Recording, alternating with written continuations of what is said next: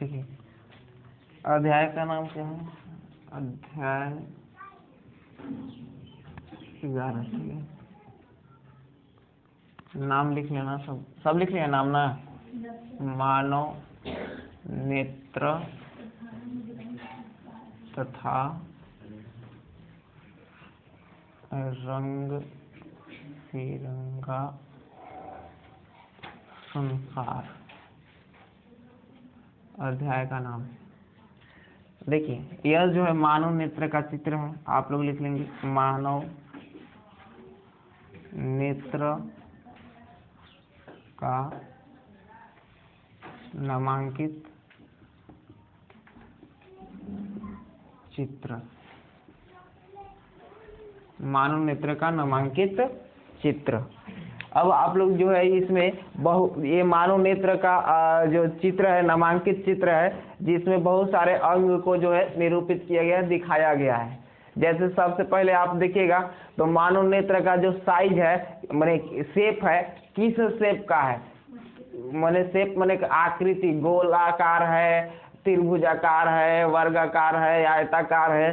तो आप बताओ इसको देख करके कि किस प्रकार का आकार है, तो लगभग गोलाकार का है। ठीक है, मानव नेत्र का अगर कोई आकार पूछे, आकार की चर्चा करे कि मानव नेत्र का आकार कैसा होता है, तो मानव नेत्र का आकार कैसा होता है, लगभग गोलाकार होता है।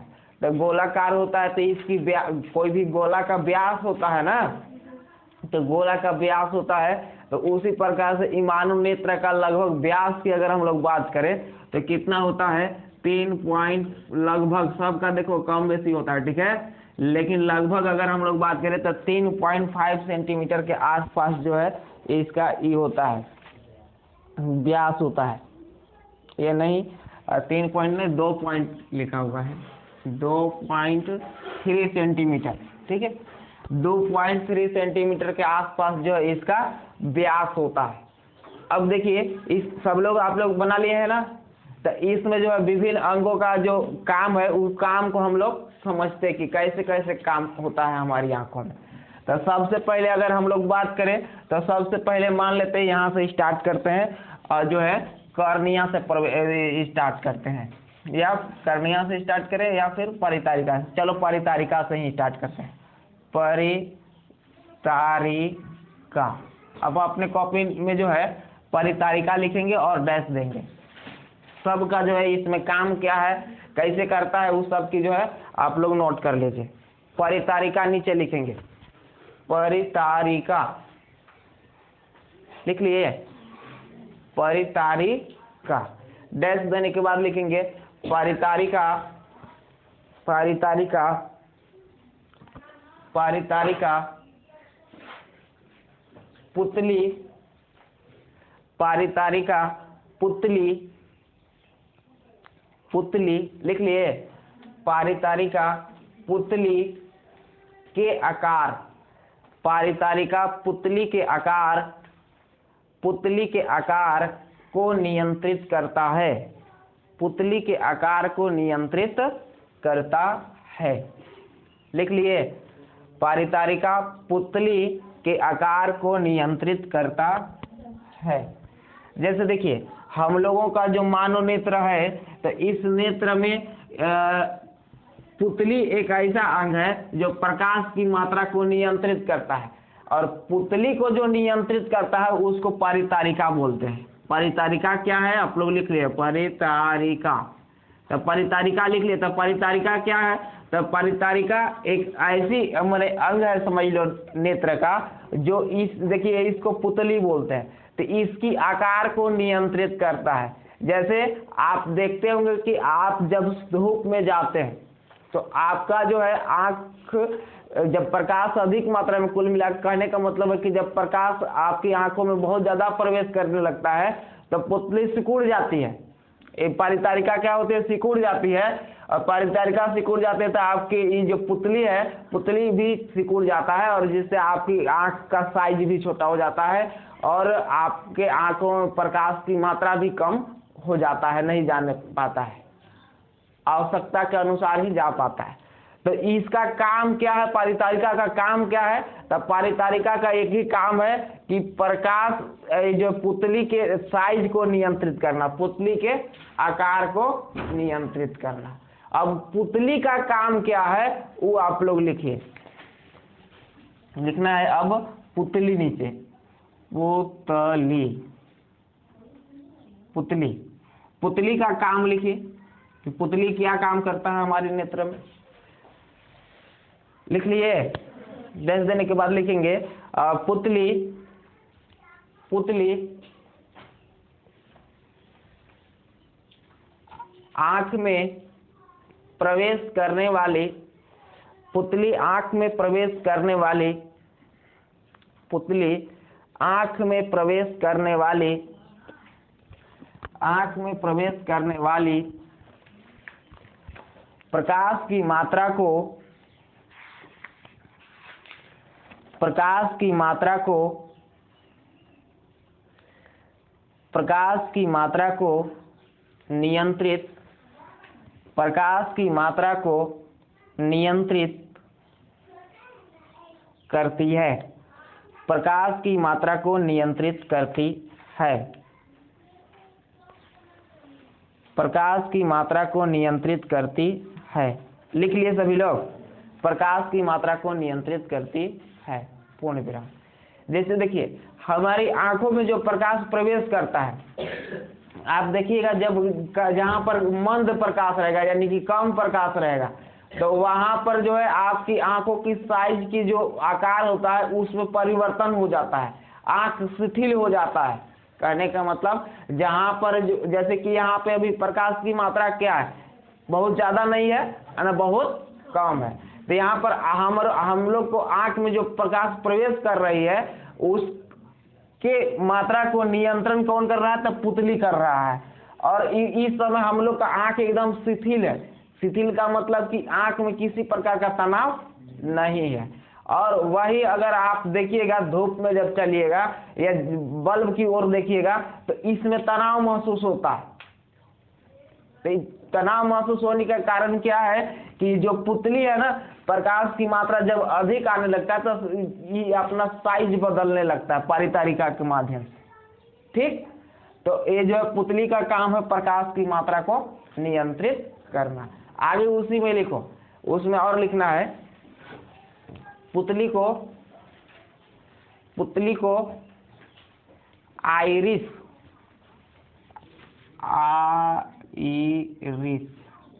पुतली को आइरिस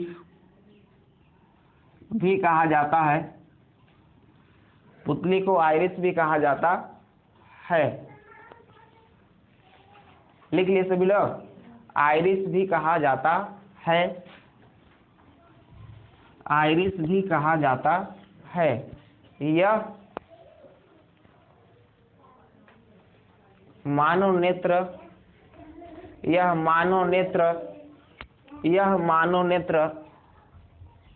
का रंगीन भाग होता है, यह मानव नेत्र का रंगीन भाग होता है,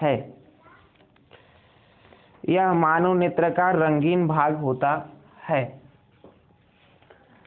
यह मानव नेत्र का रंगीन भाग होता है। लिख लिए सभी लोग? यह मानव नेत्र का रंगीन भाग होता है। देखिए एग्जाम में पूछा जाएगा कि बताइए मानव नेत्र के रंगीन भाग को क्या कहते हैं। तो मानव नेत्र के रंगीन भाग को क्या कहते हैं? तो आइरिस कहते हैं, या उसमें लिखा रहेगा पुतली तो पुतली। ठीक है, यानी जो भी लिखा हुआ रहेगा, अगर आइरिस लिखा हुआ है तो आइरिस और पुतली लिखा हुआ है तो पुतली, वही रंगीन भाग होता है।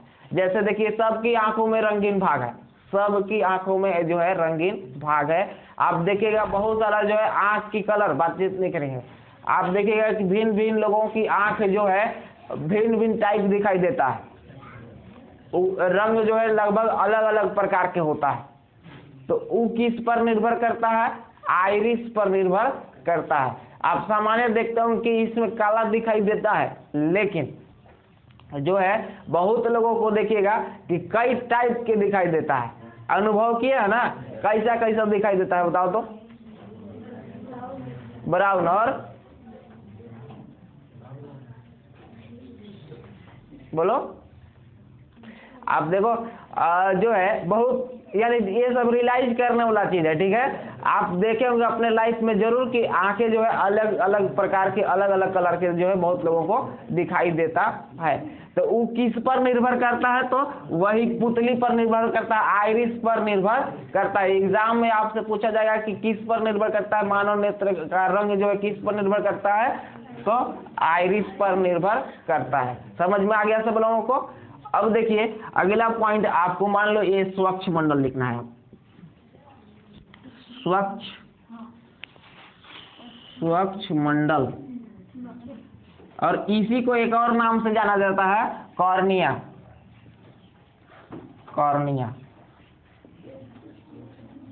स्वच्छ मंडल लिखिए और कॉर्निया भी कोष्टक में लिख लीजिए और डैश देने के बाद लिखिए।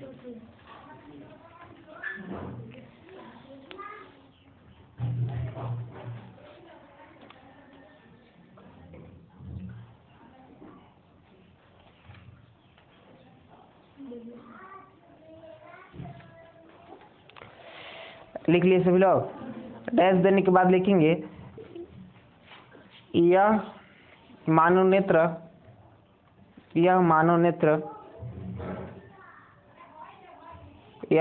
नेत्र की सबसे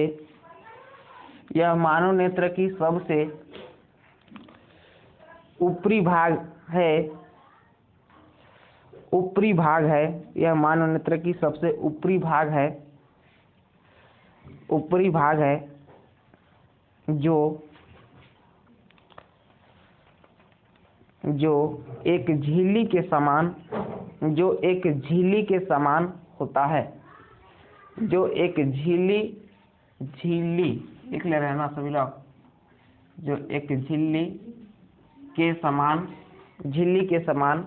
होता है,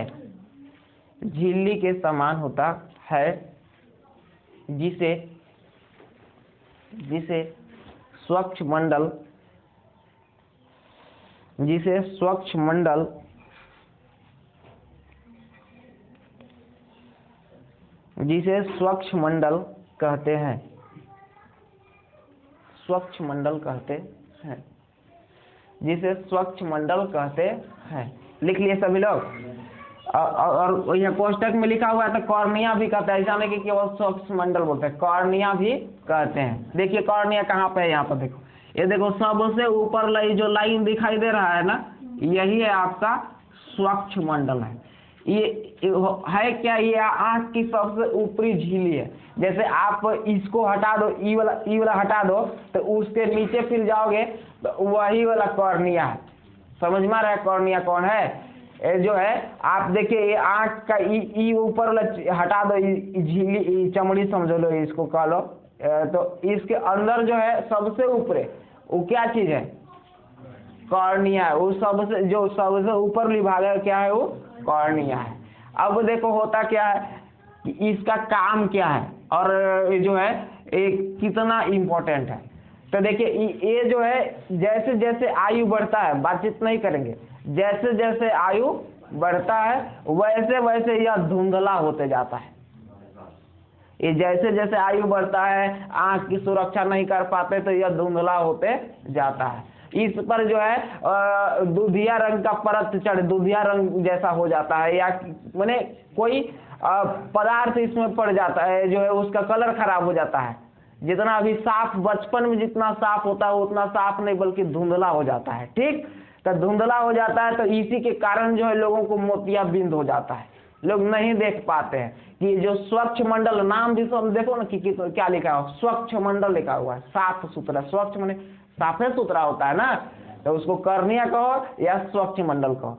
ये ऐसा माने अंग है कि ये सबसे ऊपरी वाली भाग है, और यही अगर गंदा हो जाएगा, यही अगर धुंधला हो जाएगा तो अंदर प्रकाश जाएगा ही नहीं। अंदर प्रकाश जाएगा नहीं तो लेंस काम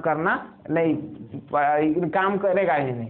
तो इसलिए जो है किसी को अगर धुंधला हो जाता है तो उसी को बोलते हैं मोतियाबिंद। समझ में आ रहा है सब लोगों को? और देखो जब मानव नेत्र दान में दिया जाता है, जो है मानव नेत्र को दान में भी दिया जाता है। जैसे कि आपका आंख ठीक ठाक है या ठीक नहीं है तो भी दे सकते, कहने का मतलब कि केवल दिखाई नहीं दे रहा है और ऐसे सब चीज सही है तो आप आंख अपने नेत्र को तब भी दान कर सकते हैं। ठीक, तो नेत्र दान करते हैं तो नेत्र दान करने में क्या होता है, कौन सा अंग को दान किया जाता है। परीक्षा में ऐसे पूछा जाता है कि बताइए नेत्र दान करते हैं तो मानव नेत्र का कौन सा अंग जो है दान में देते हैं। तो इसमें बहुत सारा अंग है या कौन उपयोगी है, तो इसमें जो है ये जो कॉर्निया स्वच्छ मंडल है ना, इसी को दान के रूप में दिया जाता है। पूछा जाता है कि मानव नेत्र का कौन सा भाग नेत्र दान में दिया जाता है, तो कौन सा भाग दिया जाता है, कॉर्निया को ही दिया जाता है। कितना लिखे आप लोग अपने कॉपी में, जो है जिसे स्वच्छ मंडल कहते हैं। आगे इसमें लिखिए मानव नेत्र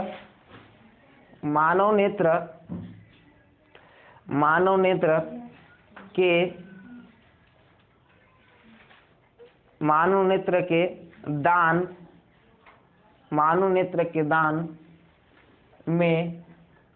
में कॉर्निया को ही दिया जाता है। कॉर्निया को ही दिया जाता है। लिख लिए सभी लोग, मानव नेत्र को दान में कॉर्निया को ही दिया जाता है। यानी जो जहाँ ये जो आपको आँख का ये जो भाग निकालने आएंगे डेथ होने के बाद, तो कौन सा भाग को लेकर के जाएंगे वे, तो ऊपर वाला ही कॉर्निया को ही लेकर के जाते हैं। ऐसा नहीं कि पूरा ये है उस सब को निकाल के ले जाते हैं, तो कुछ नहीं है, ये कॉर्निया को ले जाता है। ठीक है, इसी को दान में दिया जाए। मान लो कि अगर सब भी ले जाए तो उपयोगी कौन होगा, जो उपयोगी जो होगा यही स्वच्छ मंडल होता है, यही कॉर्निया होता है। इंपॉर्टेंट बात है। अब देखिए इसके बाद अब हम लोग लिख लेते हैं तनी दृष्टि पटल। इसके बाद दूसरा लिखेंगे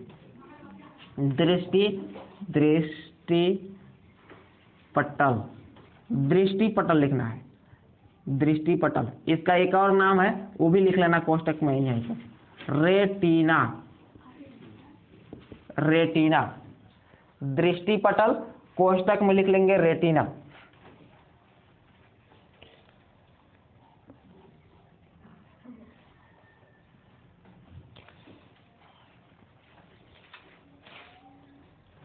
लिखिए मानव नेत्र, इसको तनी पूरा लिख लो। मानव नेत्र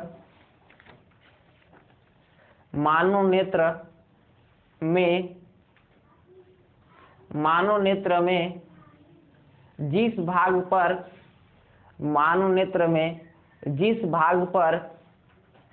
जिस भाग पर किसी वस्तु का प्रतिबिंब बनता है, मानव नेत्र में जिस भाग पर किसी वस्तु का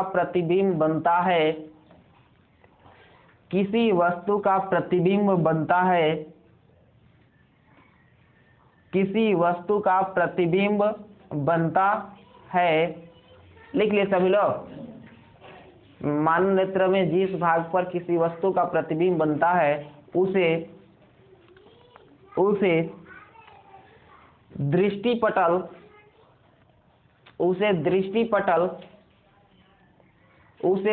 पटल या रेटिना कहते हैं। उसे दृष्टि पटल या रेटिना कहते हैं।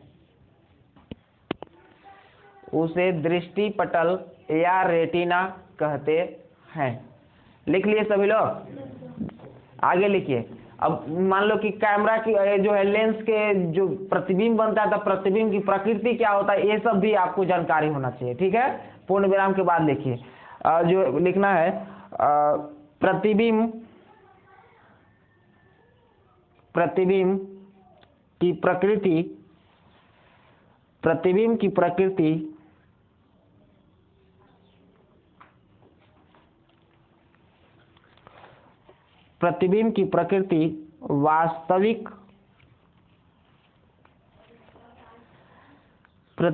प्रकृति वास्तविक एवं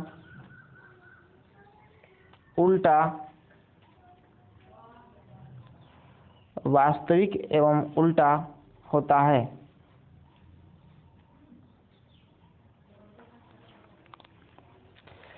लिख लिए सभी लोग, वास्तविक एवं उल्टा होता है, पूर्ण विराम। देखिए यहाँ से प्रकाश जो है जाता है, मानव नेत्र में प्रवेश करता है इधर से, तो इधर से पड़ता है, तो यहाँ पर देखिए लेंस, ये वाला लेंस है, ठीक है। तो यहाँ लेंस में अपवर्तन होता है, तो अपवर्तन के बाद प्रतिबिंब कहाँ पर बनता है, तो अपवर्तन के बाद यही देखो, ये सब दृष्टि पटल है, ये जो ये सब ये वाला है भाग ना, इसको क्या बोलते हैं, दृष्टि पटल बोलते हैं। इसी पर प्रतिबिंब बनता है, इधर भी बन सकता है, ये भी दृष्टि पटल ही है, ऐसा नहीं कि यहाँ दे दिया तो ये दृष्टि पटल है, यहाँ दृष्टि पटल नहीं है। ये जो बाहरी वाला भाग है, ये मैंने सबसे ऊपर वाला भाग है, ये अंदर में यही कहो तो ये वाला भाग को क्या बोलते हैं, दृष्टि पटल या रेटिना बोलते हैं। तो मानव नेत्र में प्रतिबिंब एकदम इंपॉर्टेंट चीज है, एग्जाम में पूछा जाता है कि बताइए मानव नेत्र में प्रतिबिंब कहाँ पर बनता है, तो मानव नेत्र में प्रतिबिंब जो है यही दृष्टि पटल पर, रेटिना पर बनता है, ठीक है। प्रतिबिंब की प्रकृति पूछे तो प्रतिबिंब की प्रकृति वास्तविक एवं उल्टा होता है। अब देखिए यहाँ पर जो है मान लो कि प्रतिबिंब बना, तो यहाँ पर प्रतिबिंब बना, तो अब जो है अंदर का जो हमारे मस्तिष्क में कैसे जाता है, कैसे इसको समझ सकते हैं, तो ये वाला भी लिख लीजिए, तब पता चल जाएगा कि उसका काम क्या है, दिक् तंत्रिका का काम क्या है। दिक् तंत्रिका, दिक् तंत्रिका लिखिए, दिक् तंत्रिका, दिक् तंत्रिका, दिक् तंत्रिका लिख लिए सभी लोग, दिक् तंत्रिका, पूर्ण विराम, अरे पूर्ण विराम डैश देंगे, डैश देने के बाद लिखेंगे रेटिना पर, रेटिना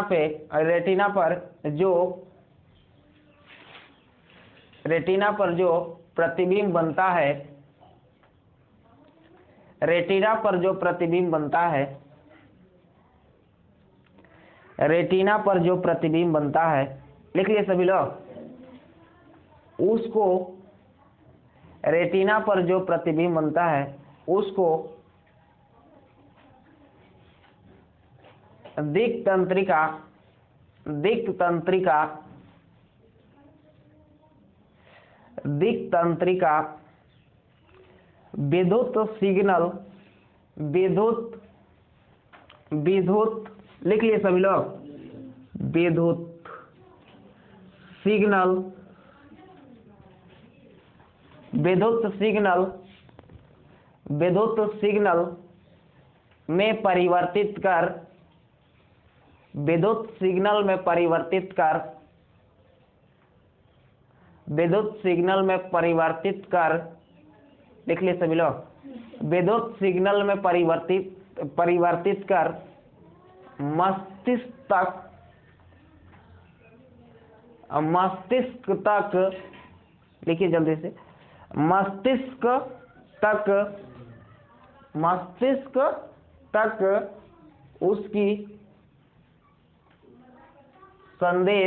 उसकी संदेश भेजता है, मस्तिष्क तक उसकी संदेश भेजता है, लिख लिए सभी लोग, मस्तिष्क तक भेजता है। इसके बाद पूर्ण विराम के बाद लिखना, इसके बाद मस्तिष्क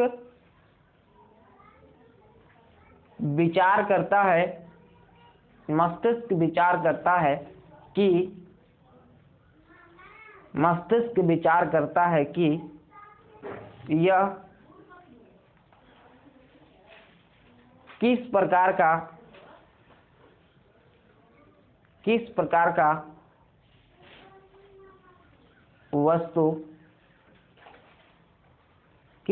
का वस्तु है या कौन है, लिख लिए सभी लोग, कौन है? देखिए मानव नेत्र का काम कैसे है, ध्यान से समझ ले थोड़ा सा। ये देख तंत्रिका, तंत्रिका क्या है? तंत्रिका कोशिका से मिलकर, तंत्रिका लिखा हुआ था, तंत्रिका कोशिका आप लोग पढ़े हैं, जो है 9वीं क्लास में पढ़े थे, 8वीं में पढ़े थे। तो तंत्रिका कोशिका क्या होता है? आपकी जो है संदेश को एक जगह से दूसरे जगह तक ले जाता है। कोई भी आपके अंदर जो स्पर्श से, देखने से, यानी ज्ञानेंद्रियां है, तो ज्ञानेंद्रियां में क्या होता है?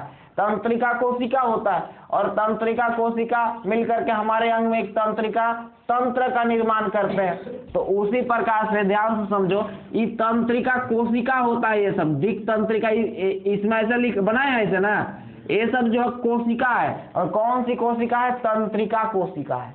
ठीक, तब मान लो कि यहाँ पर छोटू खड़ा है और यहाँ से प्रकाश जो है यहाँ पर से प्रकाश जो है हमारी आंखों में आपतित होती है, और आपतन के बाद अपवर्तन के बाद यहाँ पर प्रतिबिंब बनता है। मान लो कि यहाँ पर प्रतिबिंब जो इस प्रकार से बना, तो इस प्रकार से बना, तो बस आंख का काम यही है कि छोटू का प्रतिबिंब बना लेना। ठीक है, अब यह नहीं, इसको ही नहीं पता है कि क्या चीज का, छोटू को बनाया है कि छोटिया के बनाया है कि किसको बनाया है, उसको कोई मतलब नहीं है। बस इसके सामने जो भी है, जैसे कैमरा है मोबाइल के सामने, मोबाइल को पता है कि हमारे सामने क्या है? नहीं, लेकिन मोबाइल का काम यही है कि इसका प्रतिबिंब इसमें आ जाना। इसको ही नहीं पता है कि क्या चीज के प्रतिबिंब है। तो सेम वैसे मानव नेत्र कैमरा की भांति काम करता है। कैमरा की भांति काम करता है। इसका काम है बस प्रतिबिंब बना देना। अब यह प्रतिबिंब बन गया, तो इस प्रतिबिंब को जो है तंत्रिका कोशिका क्या करेगा? विद्युत सिग्नल में परिवर्तित कर देगा, विद्युत आवेग में परिवर्तित कर देगा। याद करो 9वीं क्लास में खूब पढ़े थे तंत्रिका कोशिका के विषय में। तो जो है इसको विद्युत आवेग में परिवर्तित कर देगा, और विद्युत आवेग में परिवर्तित करने के बाद यह संदेश जो है इस तंत्रिका तंत्र के द्वारा यहाँ तक मस्तिष्क तक पहुंचेगा। अब मस्तिष्क निर्णय लेगा कि क्या चीज है, आदमी है, जानवर है, कोई वस्तु है, या कौन है, छोटुआ है या फिर छोटिया है। इसका निर्णय कौन करेगा? मस्तिष्क करेगा। ये जो है आंख का काम बस यही है कि प्रतिबिंब को बना देना। सबको समझ में आ रहा है कैसे हम लोग का नेत्र काम करता है? नेत्र हम लोग का काम करता है कि आंख का काम है प्रतिबिंब का बनाना, और इसमें जो कि यहाँ पर दिक तंत्रिका रहता है, ये क्या करता है? इसको विद्युत सिग्नल में परिवर्तित करता है, इमेज को, प्रतिबिंब को, और मस्तिष्क तक जाता है इमेज। अब मस्तिष्क निर्णय लेता है कि क्या चीज है, क्या चीज नहीं है, कौन वस्तु है हमारे आंखों के सामने। अब देखिए इसको समझ गए, इसको समझ गए, इस सबको समझ गए। अब जो है कौन बचा हुआ है? अब आपका जो है बचा हुआ क्रिस्टलीय लेंस लिखा हुआ बचा हुआ, लिख लो उसको भी, लिखो क्रिस्टलीय लेंस, क्रिस्टलीय लेंस। अगला जो है आपको लिखना है क्रिस्टलीय लेंस।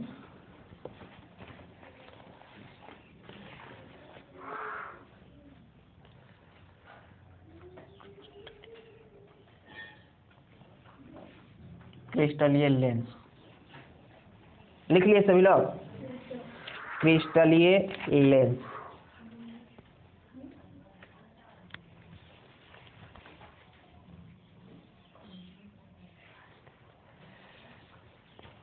लिखेंगे। यह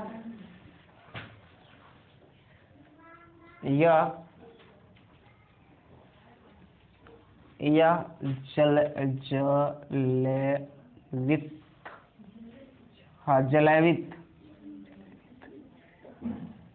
कोष्टक में लिखना द्रव पदार्थ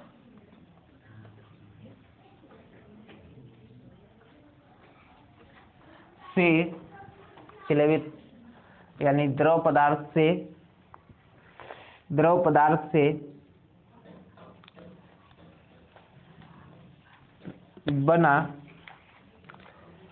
बना लेंस होता है, बना उत्तल लेंस होता है, लिखना बना उत्तल लेंस होता है,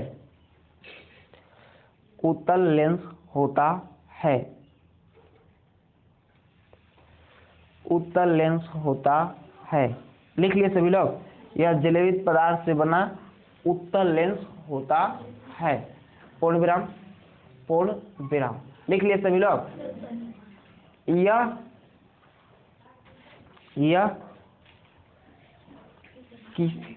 किसी वस्तु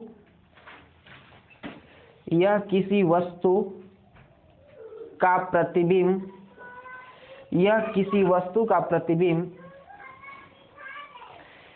किसी वस्तु का प्रतिबिंब रेटिना पर, यह किसी वस्तु का प्रतिबिंब रेटिना पर वास्तविक एवं उल्टा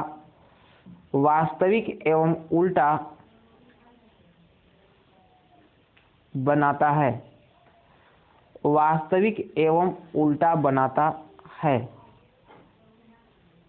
लिख लीजिए सभी लोग, वास्तविक एवं उल्टा बनाता है। पूर्ण विराम।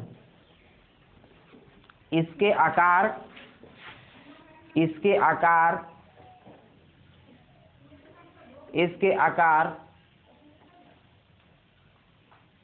परिवर्तनशील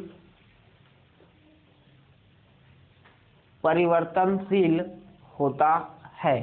इसके आकार परिवर्तनशील होता है,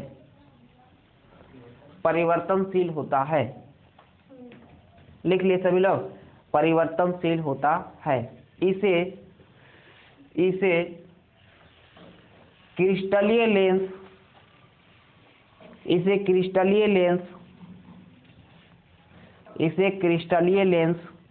या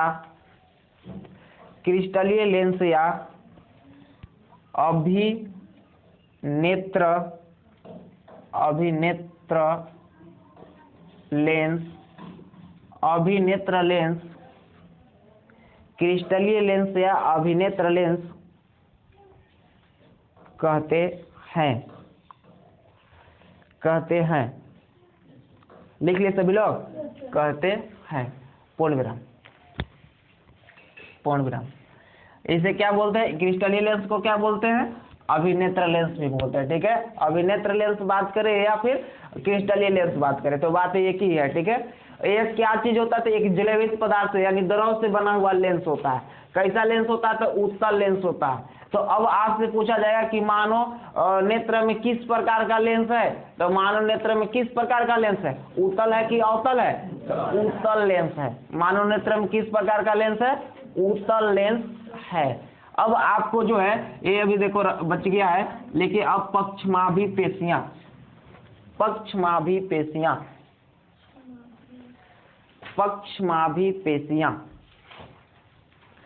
अगला लिखना है। पक्षमाभी पेशियां,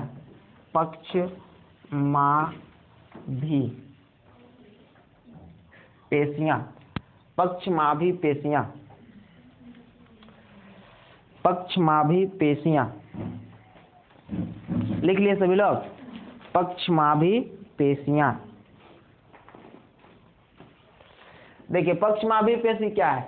यहाँ पेशी का मतलब क्या होता है? मांसपेशी होता है। तो वैसे यहाँ पे और यहाँ पे दोनों ओर, यहाँ भी और यहाँ भी, यहाँ क्या है? पेशियां है, मांसपेशियां है। और इसका काम यही है कि इस अभिनेत्र लेंस है, अभिनेत्र लेंस के आकार को नियंत्रित करना, फोकस दूरी को समायोजित करना। हम लिखने के लिए बोलेंगे, अभी लिखना नहीं है। जो इसका काम क्या है, जैसे अभी लिखे ना कि नेत्र क्रिस्टलीय लेंस में लिखे कि यह परिवर्तनशील आकार होता है, तो इसका परिवर्तनशील का काम कौन करता है? छोटा बड़ा कौन करने का काम करता है? तो छोटा बड़ा जो है यही करता है, पक्षमाभी पेशी करता है। ये क्या और क्या काम है इसका? तो देखो ये छोटा होगा तो इसकी फोकस दूरी में परिवर्तन हो जाएगा, बड़ा होगा तो भी इसकी फोकस दूरी में परिवर्तन हो जाएगा। यानी पक्षमाभी पेशी का मूलतः काम है फोकस दूरी को समायोजित करना। लिख लीजिए अपने कॉपी में, डैश देने के बाद अब लिखना है पक्षमाभी पेशी। हाँ, डैश देने के बाद लिखिए पक्षमाभी पेशी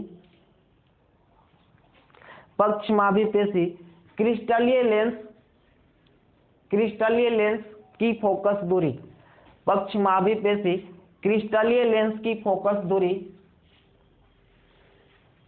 पक्षमाभी पेशी क्रिस्टलीय लेंस की फोकस दूरी को नियंत्रित करती है। फोकस दूरी को नियंत्रित करती है। लिख लिए सभी लोग, पक्षमाभी पेशी फोकस दूरी को नियंत्रित करती है, पूर्ण विराम।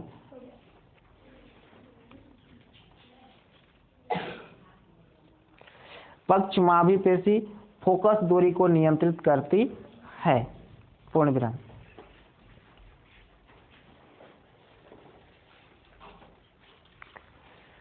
लिख लिए सभी लोग, इसका क्या काम है? फोकस दूरी को नियंत्रित करना। एग्जाम में एकदम बहुत पूछा जाता है। कौन पूछा जाता है? ई पूछा जाता है, ई पूछा जाता है, ठीक है।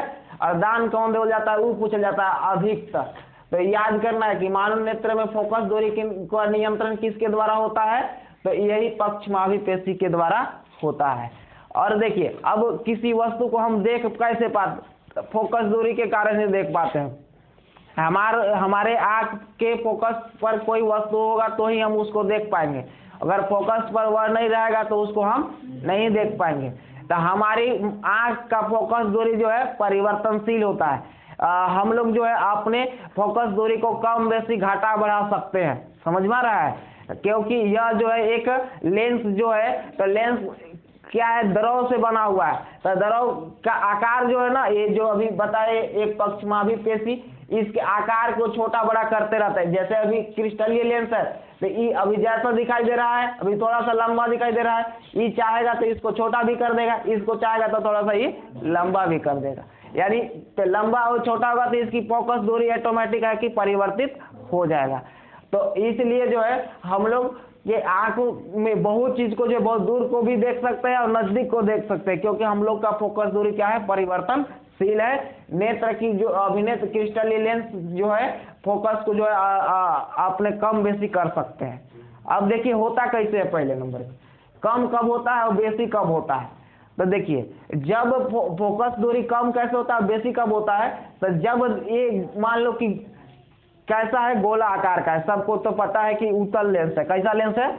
उत्तल लेंस है। अब यहाँ पर समझना कि जब जो है क्रिस्टलीय लेंस अगर छोटा हो जाएगा तो उसकी फोकस दूरी बढ़ेगा कि घटेगा?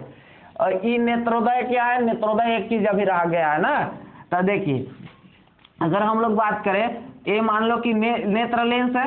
अब ये नेत्र लेंस है, अब इसके जो है क्या करते हैं? थोड़ा सा लंबा कर देते हैं। तो लंबा कर दिए, तो अब बताइए, ये मान लो कि लंबा हो गया, उससे जो है थोड़ा सा लंबा हो गया। अब लंबा हो गया तो इसकी गोला बढ़ गया कि घट गया? ये बताओ। बढ़ गया ना। हम लोग पढ़े थे लेंस में कि जो है एक गोले का भाग होता है। तो गोले का भाग होता है, तो ई अब देखो, ई जो है इसको हम पतला कर दिए। तो पतला कर दिए तो ई गोला का जो ई गोला बनेगा तो गोला बड़ा बन जाएगा। तो बड़ा बन जाएगा तो इसकी वक्रता केंद्र बड़ा हो जाएगा कि छोटा हो जाएगा? तो वक्रता केंद्र भी बड़ा होगा। तो वक्रता केंद्र बड़ा होगा तो फोकस दूरी बड़ा होगा कि छोटा होगा? तो बड़ा हो जाएगा। यानी कि नेत्र जब पतला, नेत्र लेंस जो है, अभिनेत्र लेंस के आकार जब पतला होता है तो हमारी फोकस दूरी क्या हो जाती है? बढ़ जाती है। फोकस दूरी क्या हो जाती है? बढ़ जाती है। और जब अभिनेत्र लेंस सिकुड़ जाता है, अभिनेत्र लेंस क्या हो जाता है? सिकुड़ जाता है। तब सिकुड़ जाता है तो देखो छोटा हो जाता है, और छोटा हो जाता है तो इसलिए फिर से इसका ये क्या हो जाता है? अगर ये गोला के भाग है, ऐसे गोला बना दो, तो गोला बना दो तो यहाँ पर केंद्र हो जाता है, यहाँ पर एफ हो जाता है। ऐसे पढ़ रहे थे ना। तो इसकी फोकस दूरी क्या हो जाता है? कम हो जाता है। यानी नेत्र जब पतला होता है तब फोकस दूरी बढ़ जाता है, और जब मोटा होता है तब फोकस दूरी घट जाता है। नोट करके अपना कॉपी में लिखिए, नोट करके लिखना है जब अभिनेत्र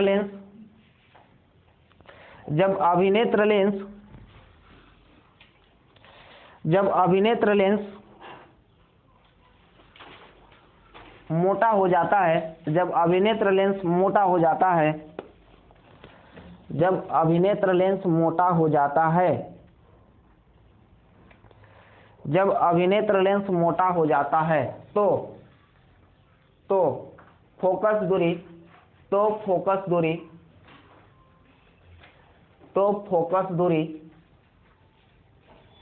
घट जाती है।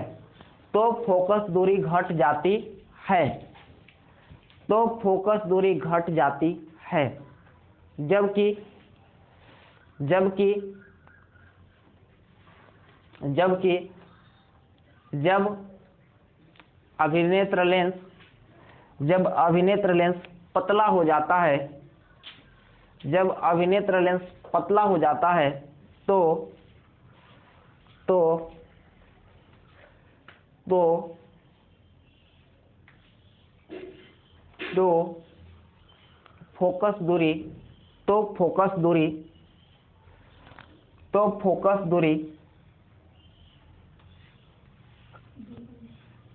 फोकस दूरी लिख लिए सभी लोग। तो फोकस दूरी बढ़ जाता है। तो फोकस दूरी बढ़ जाता है, लिख लिए सभी लोग। तो फोकस दूरी बढ़ जाता है, पूर्ण विराम। फोकस दूरी बढ़ जाता है, लिख लिए सभी लोग। अब देखिए थोड़ा सा समझना है मानव नेत्र कैसे काम कर, इसका थोड़ा सा लिख लो। फोकस दूरी बढ़ जाता है, घट जाता है, तो अभी बता भी दिए, समझा भी दिए कि कैसे बढ़ता है और कैसे घटता है। बड़ा जब हो, मान लो कि बड़ा हो जाएगा, लंबा हो जाएगा, तो इसका बड़ा गोला बनने लगेगा, तो बड़ा बनने लगा तो इसलिए फोकस भी बढ़न हो जाएगा। लेंस वाला चैप्टर में पढ़े थे। उसी प्रकार से जब छोटा होगा तो ये छोटा गोला बन जाएगा, और छोटा गोला बन जाएगा तो छोटा फोकस दूरी हो जाएगा। समझ में आया सभी को? अब जो है इसका काम क्या है, नेत्रोदय का काम क्या है? नेत्रोदय देखिए किसके ऊपर है, पहले इसको समझ लो कि नेत्रोदय का काम क्या है।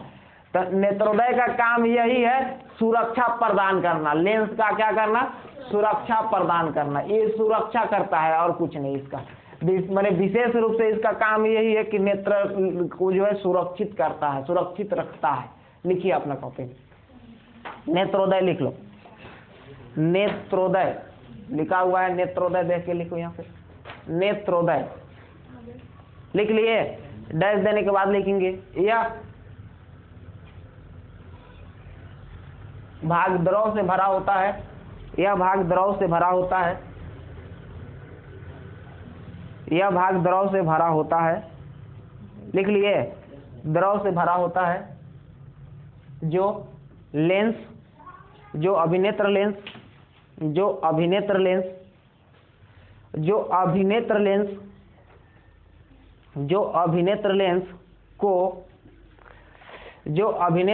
को सुरक्षित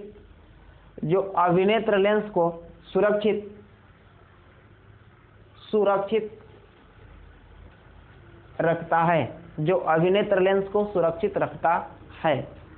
लिख लिए सभी लोग, जो अभिनेत्र लेंस को सुरक्षित रखता है, पूर्ण विराम, पूर्ण विराम। जो अभिनेत्र लेंस को सुरक्षित रखता है, इसका क्या काम है? तो लेंस को सुरक्षित रखना, ठीक है। और ये क्या है? तो द्रव से भरा होता है।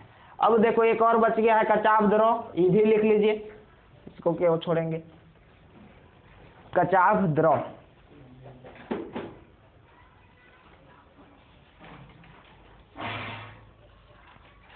कचाव द्रव लिख लिए सभी लोग। डैश देने के बाद लिखेंगे यह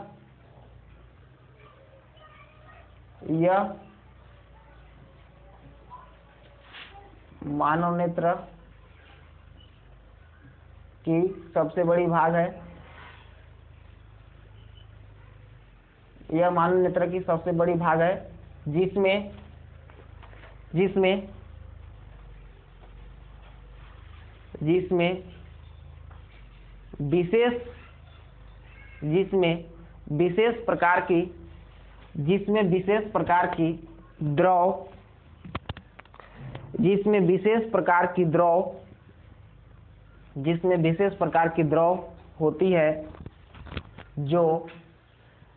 विशेष प्रकार की द्रव होती है, जो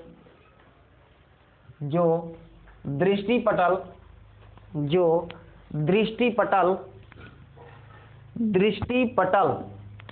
लिख लिए सभी लोग, एवं क्रिस्टलीय लेंस, दृष्टिपटल एवं क्रिस्टलीय लेंस को सुरक्षित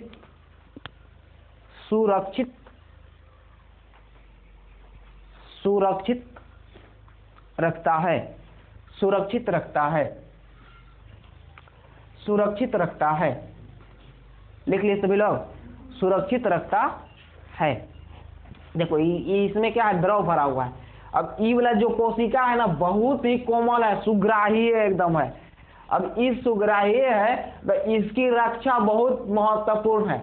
अगर इसमें थोड़ा भी किसी प्रकार का, जैसे आप देखते हो कैमरा होता है, तो कैमरा का अगर ऊपर वाला स्केच हो जाएगा, गड़बड़ हो जाएगा, तो फोटो नहीं बढ़िया से आता है। ठीक, तो इसमें तो फोटो बनता है, एक पर्दा है, समझो। पूछा जाएगा कि आंख का पर्दा है, दृष्टिपटल एक पर्दा है। ठीक है, बहुत ही सुग्राही है। अगर इस सही से नहीं रहेगा, सुरक्षित नहीं रहेगा, तो इसका मैसेज, अगर प्रतिबिंब बन भी जाए तो इसका मैसेज यहाँ पर नहीं आएगा।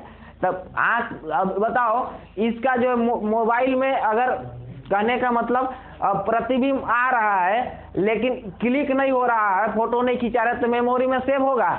नहीं सेव होगा। तो वही बात है कि यहाँ अगर प्रतिबिंब बन जाए और ये काम करना ना बंद कर दे, यानी जो कोशिका होता है, बहुत ही सुग्राही कोशिका होता है, काम नहीं करे, तो इस आंख में बनने का कोई फायदा नहीं है वो प्रतिबिंब का। इसलिए ये बहुत ही सुग्राही होता है। इसकी रक्षा जो किसके द्वारा होता है, तो कचाप द्रव के द्वारा होता है। और लेंस भी लगा, इधर से लेंस भी है, तो इसकी भी रक्षा हो जाता है और इसकी भी रक्षा हो जाता है। समझ में आ गया सब लोगों को? अब एक बार फिर से जो है आप देख लो कि हम लोग कोई वस्तु को देख कैसे पाते हैं। तो देख कैसे पाते हैं, तो पहले तो काम आपको जल्दी जल्दी से सबको बता दे रहे हैं। इसका काम क्या, परिचारिका का काम क्या है? पुतली के आकार को नियंत्रित करना।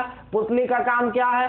प्रकाश की मात्रा को नियंत्रित करना। और आंख का जो रंग होता है, यानी रंगीन भाग होता है, उसको पुतली आइरिस बोलते हैं। यहाँ पर स्वच्छ मंडल या कॉर्निया, ये सबसे ऊपरी भाग है, एक झिल्ली के समान होता है। इसे जो है दान में इसी को दिया जाता है। जब नेत्र दान दिया जाता है तो इसी को दान में दिया जाता है। अब यहाँ पर हम लोग देखेंगे दृष्टिपटल। तो दृष्टिपटल क्या होता है, तो जिस भाग पर मानव नेत्र के जिस अंग पर, जिस भाग पर प्रतिबिंब बनता है, उसको क्या बोलते हैं? दृष्टिपटल कहते हैं या फिर रेटिना कहते हैं। अब यहाँ पर ए रेटिना के द्वारा जो प्रतिबिंब बनता है वास्तविक एवं उल्टा होता है। अब यहाँ क्या होता है कि जो प्रतिबिंब होता है, इसको विद्युत सिग्नल में बदलने का काम दिक् तंत्रिका करता है। और दिक् तंत्रिका जो विद्युत सिग्नल में बदलने के बाद मस्तिष्क तक मैसेज को भेजता है, संदेश को भेजता है। और मस्तिष्क निर्णय लेता है कि वह किस प्रकार का वस्तु है, कौन है, क्या है। ये सब दिमाग का काम है। ठीक है, मस्तिष्क का काम है। इसके बाद आप देखिए पक्षमाभी पेशी। तो पक्षमाभी पेशी का क्या काम है, तो फोकस दूरी को नियंत्रित करना। आंख के जो साइज है उसकी, कहने मतलब जो लेंस की जो साइज है उसकी छोटा बड़ा करना, पतला करना, मोटा करना, ये सब किसका काम है? पक्षमाभी पेशी का काम है। क्रिस्टलीय लेंस क्या है, तो क्रिस्टलीय लेंस एक जलवित पदार्थ होता है, जो जलवित माने द्रव जैसा एक पदार्थ होता है। और जो है उत्तल लेंस होता है। कैसा लेंस होता है? उत्तल लेंस होता है। इसकी आकार जो है परिवर्तनशील होता है। इसी के द्वारा कोई वस्तु का प्रतिबिंब बनता है। इसके बाद देखिए नेत्रोदय क्या है, तो नेत्रोदय एक द्रव से भरा भाग होता है जो लेंस को सुरक्षा में रहता है। और क्या, ये सब में सब हो गया। अब जो है थोड़ा सा ई लिख लो नोट करके कि मानव नेत्र का लगभग व्यास कितना होता है। लिखिए अपना कॉपी में नोट करके लिखना है कि मानव नेत्र लगभग गोलाकार होता है। मानव नेत्र लगभग गोलाकार होता है जिसका व्यास, मानव नेत्र लगभग गोलाकार होता है जिसका व्यास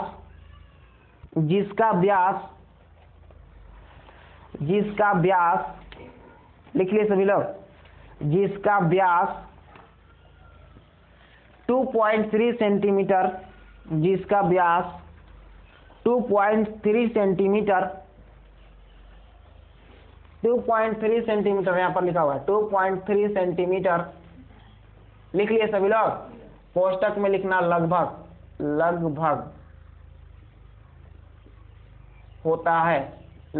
होता है 2.3 सेंटीमीटर लगभग होता है। लिख लिए सभी लोग, 2.3 सेंटीमीटर लगभग होता है, पूर्ण विराम। अब देखिए ये नेत्र का कोई भी भाग अगर गड़बड़ हो जाएगा, कोई भी दिक्कत हो जाएगा, क्षतिग्रस्त हो जाएगा, तो देखने में परेशानी होगा, नहीं देख पाइएगा। ठीक है, इसलिए इसको बचा के रखना है, यह बहुत ही महत्वपूर्ण है। आपकी आंखों की सुरक्षा जो है सब अंग से महत्वपूर्ण है। इसलिए इसको जो है अपनी आंखों से कोई किसी प्रकार की खेलवाड़ी नहीं करना है। मोबाइल दिन भर लेकर के ऐसे पबजी नहीं खेलना है, एकदम ध्यान रखना। देखते हैं पबजी खेलने वाला के एकदम मैंने कहो कि आंख खराब होगा निश्चित रूप से। या फिर मोबाइल बहुत ज्यादा यूज नहीं करना है।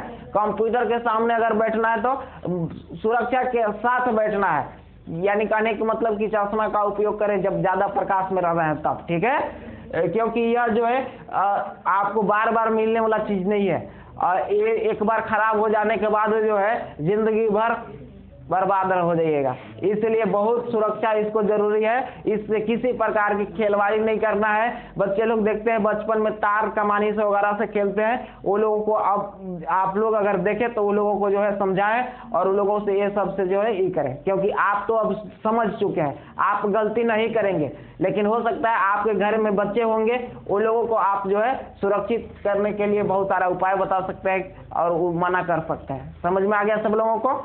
अब हम लोग देखिए आगे पढ़ेंगे समंजन। आगे पॉइंट है समंजन, इसे अब मिटा देते हैं, इसका कहानी खत्म हो गया। अब अगला पॉइंट है समंजन।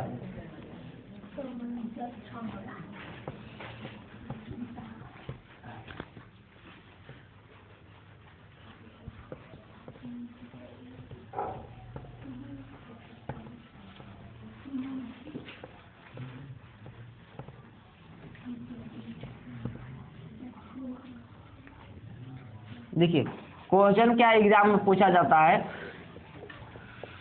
समंजन क्षमता से आप क्या समझते हैं? क्या समझते हैं? समंजन क्षमता से आप क्या समझते हैं? समंजन क्षमता से आप क्या समझते हैं?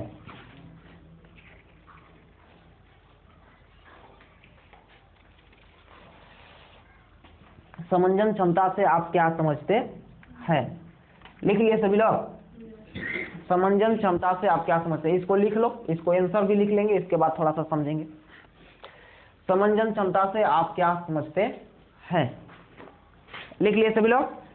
समंजन क्षमता से आप क्या समझते हैं? देखिए पहले समझ लेते तभी इसका आंसर लिखेंगे, तब बढ़िया आपको लिखने में भी लगेगा।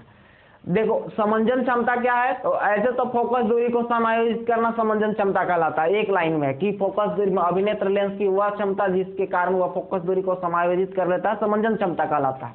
लेकिन जो है आप अपने अनुसार समझिए, एक उदाहरण के माध्यम से समझिए। उदाहरण क्या है कि आप कभी धूप में चल करके धूप से जो है चल करके आते हैं, रूम में आते हैं, तो उस समय जो है रूम में कोई भी वस्तु जो है ठीक ढंग से दिखाई नहीं देता है। कि दिखाई देता है, आप धूप में महसूस सभी लोग किए होंगे। हो सकता है कि कोई लोग महसूस नहीं किए होंगे, कुछ चीजें वो महसूस नहीं कर रहे होंगे, तो उसकी बात अलग है। तो आप धूप में से चल के आते होंगे तो जो है अंदर आते होंगे, रूम में आते होंगे, तो फिर आपको दिखाई नहीं देता, लेकिन कुछ देरी के बाद क्या होता है, दिखाई देते हैं। तो यह दिखाई क्यों देता है, तो इसके पीछे कारण यही है कि हमारी जो नेत्र की जो क्षमता होता है वह जो है समायोजित कर लेता है। जब रूम में आते हैं तो रूम के जो वस्तु है वहां तक समायोजित कर लेता है, फोकस वस्तु तक, ताकि वह वस्तु दिखाई दे सके। आप बाहर रहते हो तो बाहर में वो अपना अनुसार जो है परिवर्तित हो जाता है उसकी फोकस दूरी, और वहां पर दिखाई देने लगता है। जैसे देखिए आप धूप में जाइएगा, चाहे यहाँ पर इस बल्ब में देखो ध्यान से, जो है ना, जिसको अगर आज तक अनुभव नहीं किया है उन लोगों को बता दें कि बल्ब में जो है 30 सेकंड तक देखो। अब 30 सेकंड तक देखने के बाद आप अब इसे कॉपी में देखना, तो कॉपी में देखिएगा तो थोड़ा सा बाद दिखाई देगा, तुरंत तो दिखाई नहीं देगा। तो इसके पीछे कारण क्या है कि अभी जो बता रहे थे ना कि हम लोग का लेंस जो है छोटा बड़ा होता है, बातचीत नहीं करेंगे, हम लोग अभी पढ़ रहे थे कि हम लोग का लेंस जो है छोटा बड़ा हो जाता है। तो जब ज्यादा प्रकाश होता है तो हम लोग का जो नेत्र लेंस होता है वो छोटा हो जाता है, और छोटा हो जाता है तो फोकस दूरी घट जाती है। फोकस दूरी क्या, हाँ फोकस दूरी क्या हो जाती है, घट जाती है। और घट जाती है इसलिए जो है हमको दिखाई दूर के वस्तु नहीं देने लगता है जब रूम में आते हैं, जो है जहाँ पर प्रकाश कम होता है। अब होता क्या है, जब छोटा से बड़ा बनने में कुछ तो टाइम लगेगा ना, ये जो है छोटा से बड़ा बनने में जो टाइम लगता है उसी समय आपको दिखाई नहीं देता है। जब यह जो है आकार अपना परिवर्तित कर लेता है तो फिर से आपको दिखाई देने लगता है। यानी अब परिवर्तित होने के बाद क्या होगा, इसकी फोकस दूरी बदल जाएगी। फोकस दूरी बदल जाएगी तो आपको उस वस्तु को देख सकते हैं। कोई वस्तु कहाँ पर दिखाई देता है, तो फोकस पर दिखाई देता है। एक निश्चित मान लो कि एग्जाम में पूछा जाए कोई वस्तु कहाँ पर दिखाई देता है, तो फोकस पर। अगर फोकस दूरी पर वो वस्तु नहीं है तो हम उसे नहीं देख सकते हैं। अगर फोकस दूरी पर है तो उसको हम देख सकते हैं। आप देख सकते हो कि हम लोग का नेत्र का कितना स्पीड है। देखो जैसे कहने का मतलब कि हम पीछे के बच्चे को भी, यहाँ के भी बच्चे को बहुत कम अंतर में देख पाते हैं। जैसे मान लो कि अगर हम वहाँ दीवार देख रहे हैं, दीवार के बाद यहाँ भी हम स्टैंड को भी देख रहे हैं, तो देखने में कितना समय लगता है, बहुत कम, बहुत कम। तो लेकिन क्या होता होगा, फोकस दूरी घटता बढ़ता होगा। वहां देख रहे हैं तो फोकस दूरी अभी उतना दूर होगा, यहाँ देख रहे हैं तो इस फोकस दूरी इतना होगा। तो बहुत माने स्पीड में काम करता है। हम लोग का आंख ना बिजली से भी तेज है, समझ लो। हाँ, और शरीर का सब अंग बिजली जैसा है, लेकिन बिजली से काम होता है क्योंकि तंत्रिका तंत्र है। लेकिन आप बहुत कभी कभी सुस्त हो जाते हो, जो कि ठीक ठाक नहीं रहता है। सुस्त नहीं होना चाहिए। तो आप अपने कॉपी में लिखिए, लिखना है अभिनेत्र लेंस की वह क्षमता जिसके कारण, अभिनेत्र लेंस की वह क्षमता जिसके कारण, अभिनेत्र लेंस की वह क्षमता जिसके कारण, जिसके कारण वह अपनी फोकस दूरी को, वह अपनी फोकस दूरी को, वह अपनी फोकस दूरी को समायोजित कर लेता है, वह अपनी फोकस दूरी को समायोजित कर लेता है, समायोजित कर लेता है। लिख लिए सभी लोग, समायोजित कर लेता है।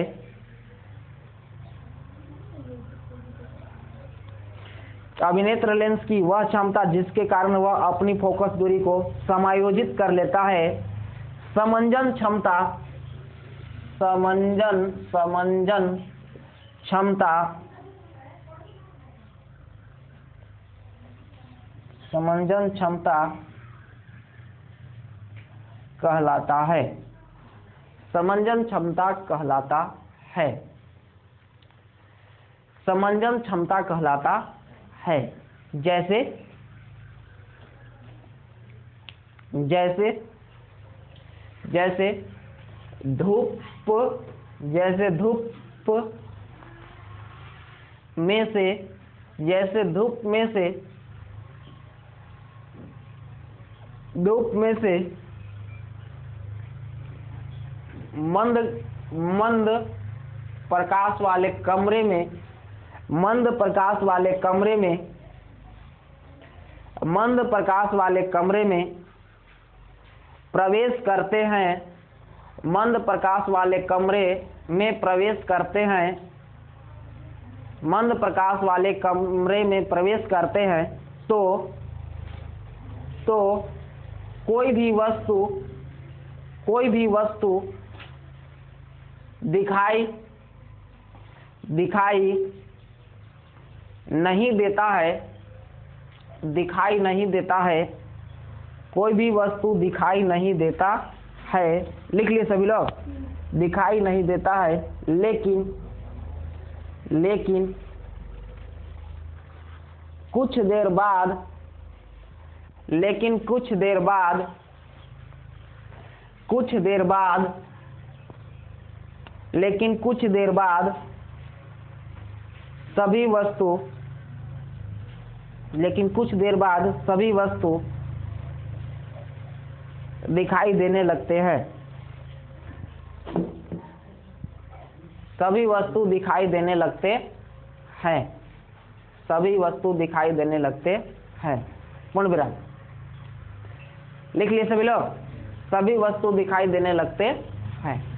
अच्छा बताओ, टाइम हो गया, 5 मिनट और टाइम दे सकते हैं आप लोग? स्कूल जाना है,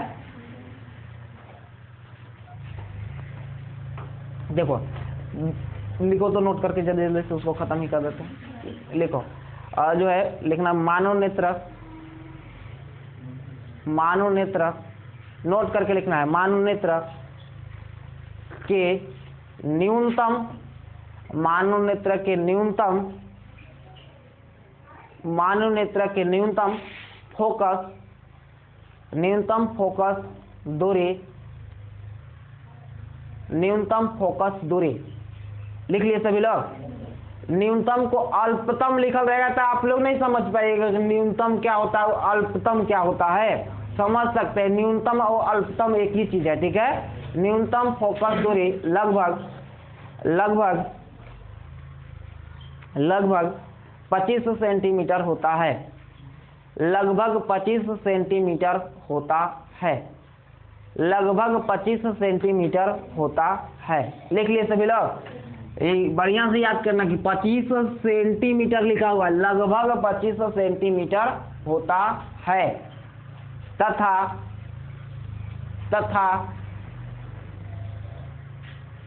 तथा तथा अधिकतम, अधिकतम फोकस दूरी, तथा अधिकतम फोकस दूरी, तथा अधिकतम फोकस दूरी लिख लिए, तथा अधिकतम फोकस दूरी अनंत, अनंत होता है, तथा अधिकतम फोकस दूरी लिख लिए अनंत होता है। लिख लिए सभी लोग। देखिए एग्जाम में पूछा जाता है कि मानोनेत्र की न्यूनतम फोकस दूरी, अल्पतम फोकस दूरी कितना होता है, लगभग 25 सेंटीमीटर होता है। दूर बिंदु कितना होता है, दूर बिंदु कितना होता है तो अनंत होता है, यानी कि हम नजदीक बढ़िया स्पष्ट रूप से 25 सेंटीमीटर के नजदीक देख सकते हैं। अब उससे ऐसे नजदीक कीजिएगा तो आपको देखने में जो है आंख में इतना महसूस होगा, आप देख सकते हो। 1 मिनट में जो है अनुभव भी करो और ये काम खत्म भी हो गया, आप मोतियाबिंद कल समझेंगे। ऐसे देखिएगा, ऐसे इतना में करके देखो तो आपको स्पष्ट दिखाई दे रहा है कि नहीं। सब लोग जो है किताब आप या कॉपी में जो लिखे हैं आप इतना में करके देखो कि कैसे दिखाई दे रहा है, बढ़िया एकदम साफ साफ दिखाई दे रहा है या नहीं, दिखाई दे रहा है। देखने में परेशानी हो रहा है, कितना में बढ़िया होगा तो इतना जो 25 सेंटीमीटर नेत्र से लगभग 25 सेंटीमीटर, इतना आप बुक को रखिएगा ना या कॉपी जो भी चीज पढ़ रहे हैं आपको इतना में रख करके जो है पढ़ना चाहिए और आपको जो है समझ में आएगा बढ़िया से और दिखाई भी देगा और तनाव महसूस आंख में नहीं होगा। और जो है कल अब हम लोग पढ़ेंगे विस्तार से। हाँ कल भी आना है, ठीक है। कल छुट्टी नहीं होगा, कल आप लोगों का क्लास रहेगा, इसके बाद छुट्टी होगा, ठीक। और चलिए अब के लिए इतना ही।